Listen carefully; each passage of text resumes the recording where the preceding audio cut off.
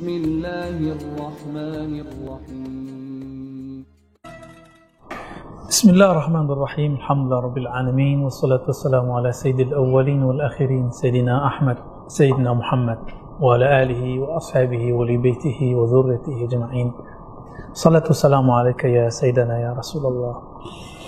Sahabat-sahabat yang melakukan Allah, apakah itu yang disebut rumah Allah, Baitullah? Allah kan bukan jisim, bukan benda. Tentu Allah tidak butuh rumah, tidak memerlukan rumah. Lalu apa makna Baitullah? Baitullah berarti maudhi'un fihi ibadatullah. Tempat yang di dalamnya ada ibadah kepada Allah. Apakah tempat menyembah Allah itu masjid yang ada bangunan megah, ada kubahnya, ada tangga yang bagus, ada jendelanya yang melengkung, ada kubahnya kubah Persia, ada mihrabnya, ada karpet permadani yang luar biasa tebal. Apakah itu yang disebut masjid? Bukan, itu disebut bangunan masjid. Maka Nabi mengatakan, man bana masjidan, siapa yang membangunkan bangunannya masjid. Bina'al masjid, sebenarnya maknanya begitu. Banallahu lahu baitan fil jannah, maka Allah akan bangunkan bagi dia satu istana di surga. Tapi ada hadis lain yang menyebutkan siapa yang sholat 12 rakaat sehari, Allah bangunkan bagi dia istana di surga. Dan ada hadis yang lebih dahsyat, nawwiru buyutakum bis salati wa tilawatil Quran. Terangilah rumah-rumah kamu.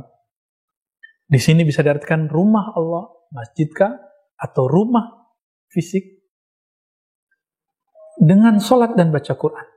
Tapi sahabat-sahabat yang Allah, jika yang disebut masjid itu adalah bangunan, bukankah bangunan yang bentuknya masjid di beberapa tempat di Persia dulu digunakan untuk menyembah api? Di Syam digunakan untuk gereja, sinagog. Berarti bukan itu. Kenapa? Karena peradaban Arab tidak mengenal bentuk ada kubah. Itu peradaban Persia. Baru ketika Islam menyebar ke Persia, baru bentuk masjid itu ada kubah yang melengkung, ada jendela yang cantik sekali. Ternyata bukan itu yang disebut hakikat masjid, itu bangunan fisik masjid.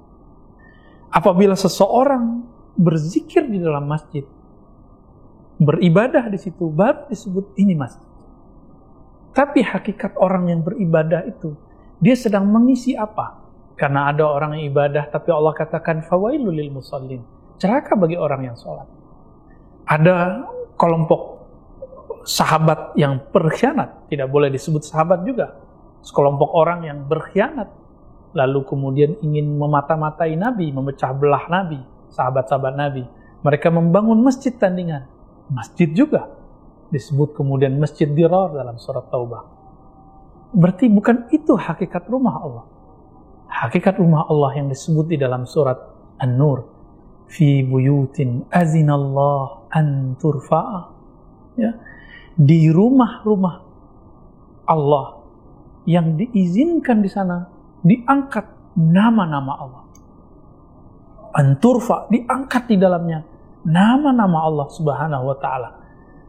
Maka sahabat-sahabat melakukan Allah, di manakah kita menyebut nama Allah? Kembali ke dalam Al-Quran surat Taghabun ayat 8. Allah mengatakan wazkurisma rabbika, sebutlah nama Rabb.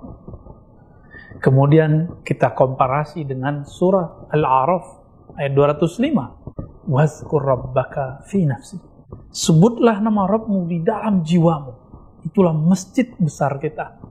Di dalam masjid besar namanya jiwa ini, ada lagi yang lebih dalam, mihrabnya masjid kita, mihrabnya Baitullah dalam diri kita.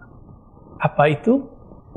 Ala bidzikrillah tatmainnul qulub. Ketahuilah hanya dengan menyebut nama Allah maka kolbu menjadi tenang, mihrabnya jiwa manusia menjadi damai dan tenang. Disitulah kita berzikir kepada Allah. Itulah hakikat yang disebut masjid.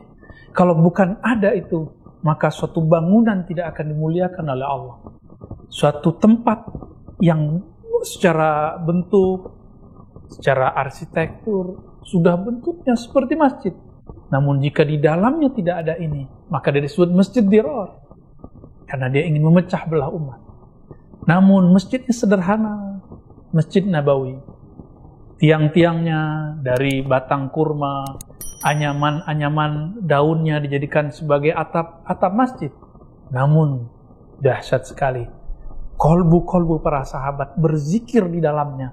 Maka itulah yang bercahaya sampai sekarang, 1400 tahunan lalu, tapi cahayanya masih bersinar sampai hari ini. Dan kita bisa merasakan masjid-masjid yang hari ini semuanya adalah turunan dari masjid-masjid di sana. Dan kolbu yang berzikir hari ini adalah kolbu-kolbu yang mendapatkan sinar dari sana melalui nasab-nasab keilmuan, nasab-nasab zikir.